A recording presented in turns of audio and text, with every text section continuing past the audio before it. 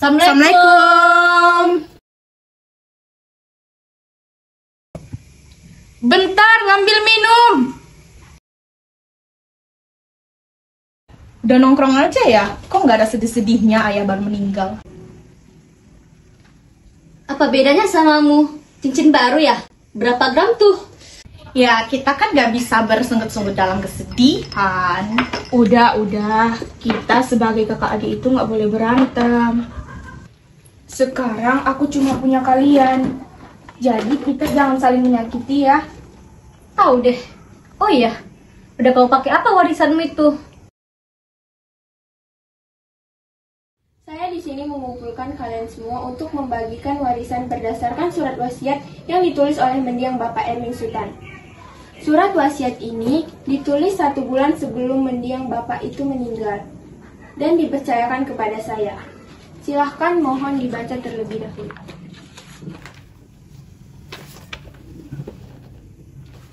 Apa-apaan ini? Saya ini pertama. Hah? Yang saya tidak mengerti di sini, kok bisa adik saya mendapatkan setengah dari harta bapak saya, sementara saya dan kakak saya hanya mendapatkan seperempatnya. Saya tidak terima. Tenang, memang beginilah surat yang diberikan oleh beliau kepada saya. Saya tidak memiliki kuasa untuk merubah isi surat itu. Silahkan ditandatangani. Udahlah kak, jangan sampai karena masalah harta ini kita jadi berselisih seperti ini. Jadi ini saya tanda tangannya. Jadi saya harus menandatangani ini? Tentu saja.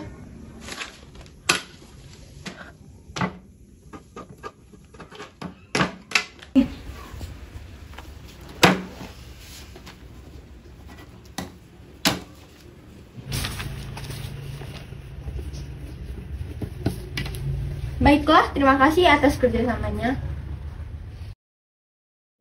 Udah kau pakai apa warisanmu itu? Halo, Cak. Jadi kita ke Medan itu? Oh iya, aku tadi lagi masak. Bentar ya kak.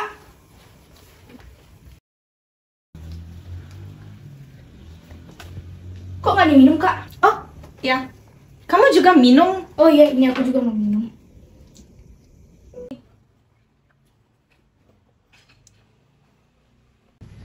Oke, jadi kayak gitu kan? Sip. Kayaknya aku duluan pulang deh. Duluan ya, dadah. Oh, suamiku kayaknya juga mau datang deh. Aku pulang ya. Pulang ya.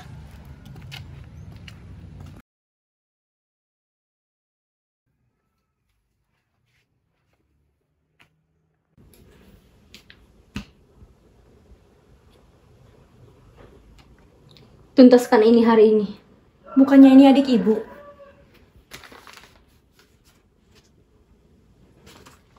Baik, Bu.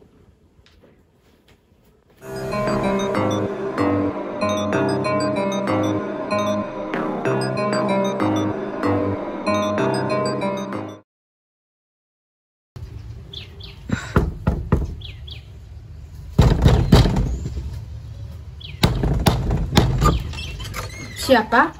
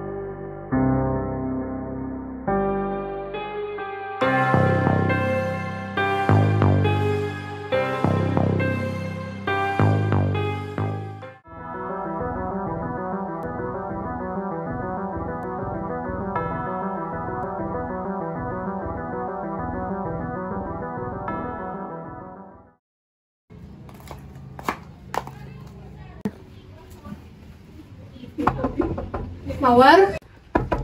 Mawar?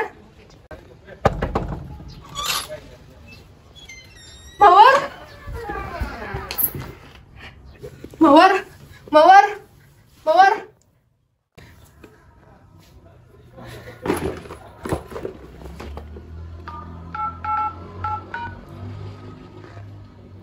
Halo, Pak.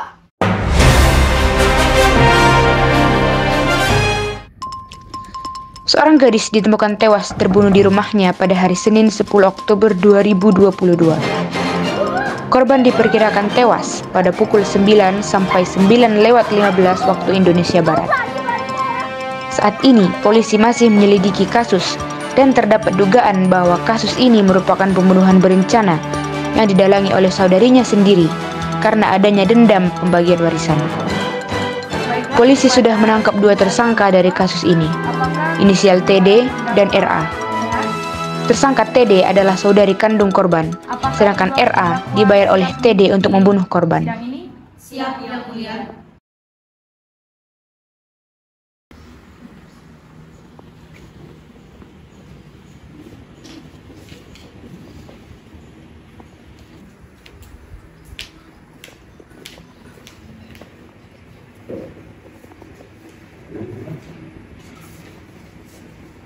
Baik, dipersilakan masuk. Pada tanggal 10 Oktober 2022, korban ditemukan meninggal dengan luka tusuk.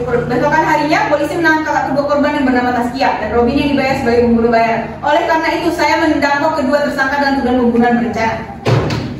Yang Mulia, saya keberatan. Keberatan ditolak. Jaksa penuntut umum silakan dilanjutkan.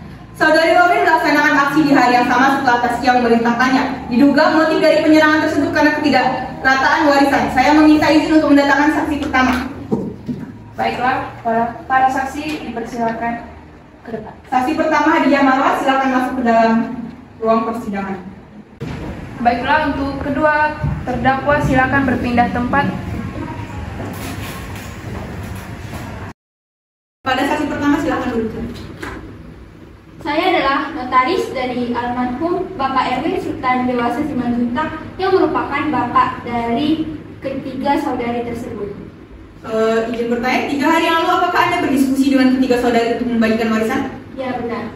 Silahkan Anda sebutkan masing-masing pembagian kepada 3 saudari itu. Pada surat hak waris tersebut, sebanyak 50% diberikan kepada korban dan sisanya masing-masing 25% dibagikan kepada kedua kakak korban. Tersangka Taskia menyimpan dendam terhadap korban dan bekerja sama dengan IRT-nya untuk membunuh adiknya sendiri. Sekian. Baiklah, penasihat hukum, apakah saudara mempunyai pertanyaan kepada saksi? Ya, Yang Mulia. Silakan. Saksi, Anda mengatakan bahwa kedua kakak merasa tidak terima dan bukan hanya Taskia saja. Benar? Jaksa, bagaimana bisa Anda hanya menuduh Taskia sebagai pembunuh adiknya sendiri? Terlebih lagi pada malam sebelumnya, kedua kakak berkunjung ke rumah adiknya. Hakim, izinkan saya mendatangkan saksi kedua. Izin. Saya adalah temannya Mawar. Saat itu saya sudah berjanji temu dengan Mawar untuk bertemu di rumahnya. Namun saat saya ingin masuk ke rumahnya, saya melihat sosok bertopeng keluar lari dari pagarnya. Dan saat saya membuka pintu, Mawar sudah tergeletak di lantai dengan berlumuran darah. Ciri-ciri orang bertopeng tersebut sudah saya jelaskan kepada polisi. Menurut penyelidikan kami, ciri-ciri yang disebutkan saudari Naira mengarah kepada IRT tersangka Taskia. Pengacara, apakah ada yang ingin Anda sampaikan? Iya, Yang Mulia. Yang Mulia, saya menemukan rekaman CCTV pada saat itu. Tolong izinkan saya untuk menunjukkannya. CCTV ini merupakan CCTV yang berada di kediaman pada saat terjadinya peristiwa. Terlihat korban sudah bertingkah aneh sebelum kejadian penusukan. Dia memegang lehernya, lalu terjatuh sendiri ke lantai. Lalu saya menyelidiki hal ini dengan tim forensik dan kami menemukan bahwa di tubuh korban sudah terdapat zat racun yang akan bereaksi setelah 12 jam dikonsumsi. Ya, waktunya bersamaan ketika malam kedua kakak berkunjung ke rumah korban dengan waktu saat korban meninggal. Jadi, saya mencurigai bahwa kakak pertama dari korban juga berencana untuk membunuh adiknya. Dan akan masuk akal jika sebenarnya kakak pertamanya lah yang telah membunuh adiknya. Izin membantah Yang Mulia. Izinkan saya tidak ada bukti yang cukup bahwa saudari Yulia melakukan perencanaan pembunuhan terhadap korban. Yang Mulia, izinkan saya mendatangkan saksi sebagai bukti dari pernyataan saya. Baik. Saksi, apakah benar Anda yang menyelidiki kasus ini? Ya, benar. Pada saat menyelidiki TKP, apakah benar Anda sempat memeriksa tong sampah? Siap, benar. Apa yang Anda temukan dari tong sampah tersebut? Saya menemukan sebuah sendok dengan warna yang aneh. Pada ujungnya berwarna kekuningan dan pegangannya berwarna normal. Yang Mulia, lalu sendok itu saya bawa ke tim forensik untuk diteliti. Dan karena itulah kami menemukan bahwa sendok itu berwarna aneh karena terdapat racun yang sama dengan racun yang ditemukan di tubuh korban. Inilah rincian dari racun tersebut. Baiklah pengacara, apakah ada lagi yang ingin Anda tambahkan? Yang Mulia, dengan ini saya membuktikan bahwa pembunuh yang sebenarnya dari korban adalah Yulia, kakak pertama dari korban. Izin membantah Yang Mulia. Tersangka Robin menusuk korban saat korban masih dalam keadaan hidup. Terlebih lagi pembunuhan itu sudah direncanakan. Jadi saya tetap mendakwa Taskia dan Robin atas dakwaan pembunuhan berencana. Dan atas pernyataan pembelaan saya, meminta untuk kasus ini saya menambahkan Yulia sebagai tersangka ketiga dengan dakwaan percobaan pembunuhan.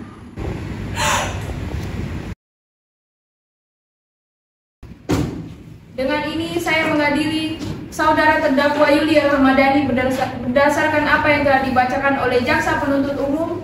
Terdakwa melakukan tindak pidana percobaan pembunuhan pasal 53 ayat 3 KUHP beserta penghilangan barang bukti pasal 221 ayat 2. Dengan ini terdakwa secara sah dijatuhkan hukuman 20 tahun penjara dan denda sebesar 200 juta. Saudari Robin Aiswari atas tindak kejahatan pembunuhan berencana bersama Taskia Fitri pasal 340 RKUHP. Dengan ini terdakwa dijatuhi hukuman 10 tahun penjara dan denda sebesar 20 juta. Saudari terdakwa Taskia Fitri dengan tindak pidana pembunuhan berencana pasal 340 RKUHP dan membujuk saudari Robin Aiswari melakukan pembunuhan pasal 55 KUHP. Dengan ini terdakwa dijatuhkan hukuman seumur hidup dan denda 200 juta. Kami mengadili bersama Hakim Anggota 1 yakni Al-Badar Kaisar dan Hakim Anggota 2 yakni Naswa Melati. Dengan ini kami sahkan.